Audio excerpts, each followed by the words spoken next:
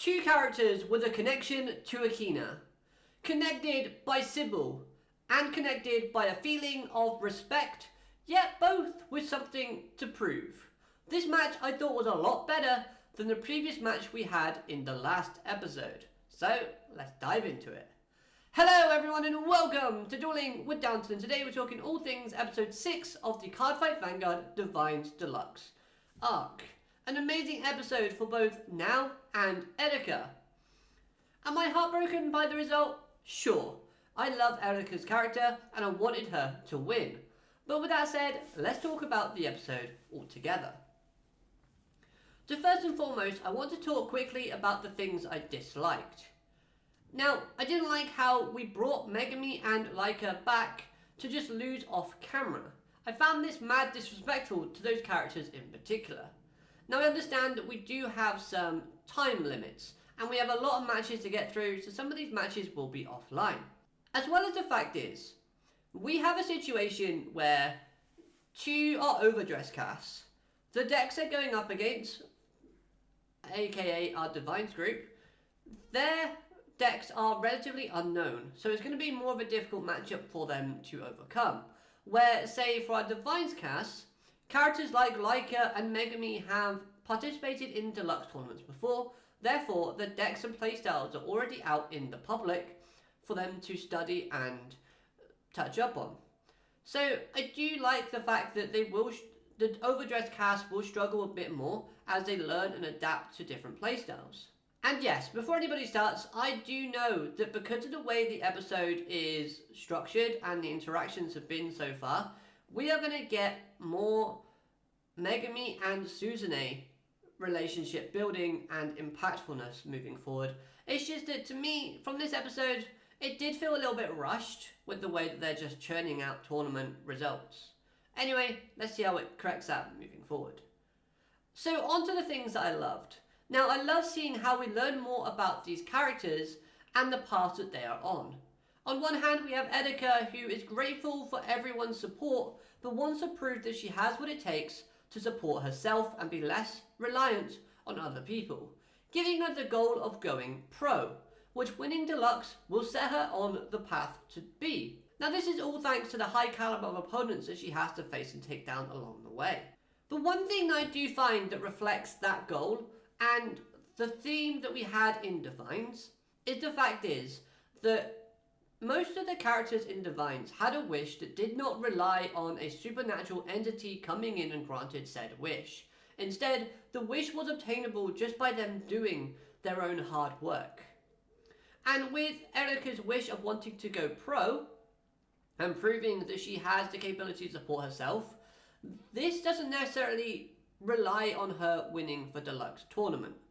Even just winning one or two matches against high caliber opponents will set her on the path to being on the pro circuit. So again, it's all about confidence, it's all about getting that win, and I do think she will prove herself enough that she'll finally be comfortable in her own self to say, yeah, I am moving forward in the direction I want to go. But now if we look at her opponent, we have Now, a newcomer to the pro circuit who is still trying to prove that she belongs. So winning Deluxe will in fact prove not only to other people that may be doubting her, but also herself that she is a pro fighter. Again, I'm repeating myself, but at the end of the day, her winning Deluxe will just be the cherry on top. But her winning against high caliber opponents will in fact silence those haters. The fight itself between the two girls was amazing, and I loved how it was both serious and unserious at the same time.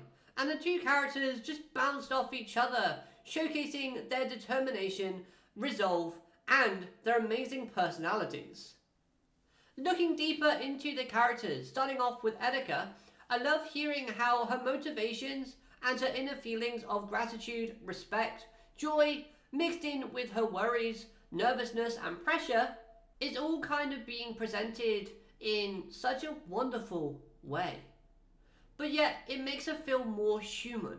She's taking a spot / the place of someone else that was already meant to be in this tournament.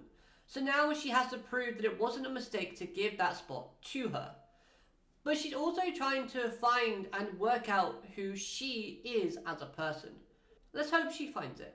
Her teasing and asking now those personal and cheeky questions was brilliant, and her smug look was so cute. Okay, she seems a little mean in her words, but she's trash talking. Plus, she's talking to the girl that likes her brother. So why wouldn't she be a little bit playful, a little bit cheeky? You know, this personality is just golden. I do like seeing how Erika's playstyle has evolved as well, as we see Erika using Garbelius, and that scene of the dragon standing behind Erika's ace was just amazing and wonderful symbolism. We know that thanks to Garbelius, Erika has a chance at life again, and yet he's still supporting her dreams, even after giving her the most precious gift, which is that of life. So all in all, this was a brilliant display from her character, and I do hope we get more from her as we move through this tournament and season.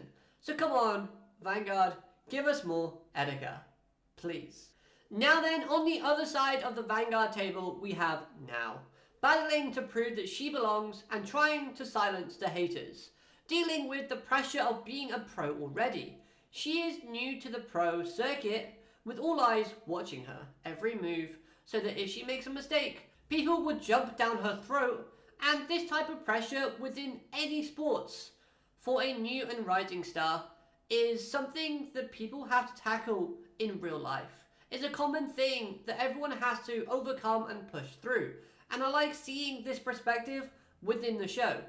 I love it when characters are shown to be more human and genuine, and I love it when they bring in real life situations into a show for our characters to overcome, because hey, that could inspire someone going through the same thing, watching the show, to, persevere and keep going even through all the hate that they are getting, all the pressure they are feeling.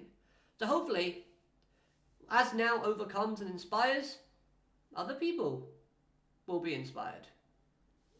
So with Now battling her own insecurities and hardships while staying true to herself, seeing her using Rikishia was insane, but the logic for using this card is perfect. Saying you can only be unparalleled if you can use all power without denying them. Basically saying, just because it was used for evil before, she shouldn't reject it, as it's not the power that is evil, but the wielder itself and how the wielder uses that power that makes it be perceived in that way. This type of thinking shows a lot of determination, drive, guts, and maturity from Now. And I do like this, because we always see her being quite goofy, but when she shows that mature side to her, that's when I think she shines the most. Now, another thing that surprised me about the character of Now was her feelings of guilt. She asked Erika if she resents her. After all, the future Akina only died as a connection to Now for teaching him how to play Vanguard. Something I never really thought about when we were watching Season 1, but I'm glad this was addressed here, because it does show, again, another more vulnerable side and emotion from both characters. Another key element to this episode that I loved watching was seeing Hikari cheer on Erika. Now we know those two don't see eye to eye, but it was great seeing how inspired Hikari was and how she was cheering on her future self, despite obviously there being a little bit of friction. Kagetsu being more of a mentor to Now was nice and sweet and wholesome. Plus we get teased at another character that Kagetsu holds in high regards. So who this character will be, only the future will tell. So overall this episode was amazing. Probably my favourite episode so far of this season. The animation was perfect, the music was beautiful, and all in all, I had such a fun time watching it. Again, my only real criticism was the rush pacing at the start, and the fact that my favourite character, Erika, got defeated. But we move on. So let me know your thoughts in the comments down below. Hope you liked this video. Hit that like button, comment, subscribe, all that good stuff, and have a great day. Alligator, matane, goodbye.